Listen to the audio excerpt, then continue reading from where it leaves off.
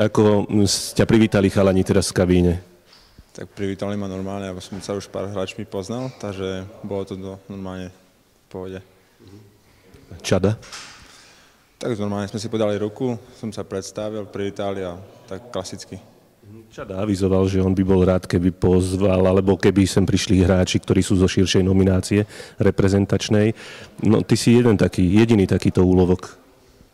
No tak ja som bol rád, že táto ponuka prišla a som prišiel do Slovanu.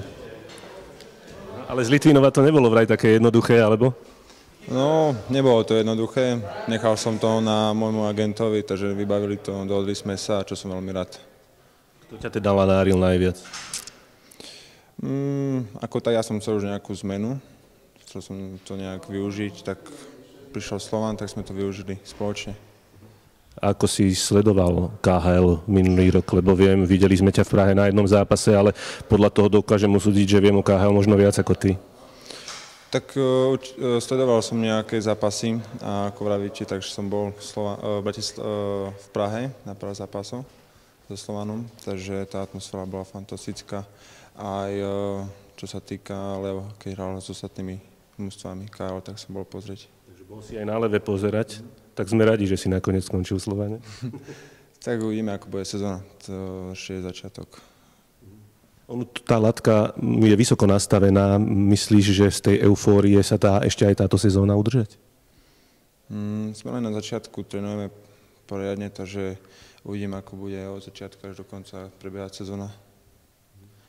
Lebo tréner Čada, on má tvrdé tréningy, určite si to pocítil. Ako to ty vnímaš, tieto tréningy Čadové? Tak letná príprava je o tom, aby sme poriadne sa pripravili na sezónu. A tréningy pána trénera Čadu sú na 100% stále. Mal si popri nich aj čas oslavovať svoje narodeniny nedávne? No, tak iba s rodinou normálne sme si sadli na obed a to bolo asi všetko.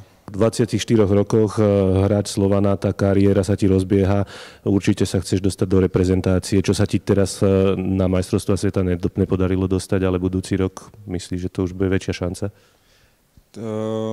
Zatiaľ nepozerám na tú reprezentáciu mojou úlohou, alebo čo by som chcel zostať v základnom tíme Slovanu a potom uvidíme, čo bude v priebehu sezóny.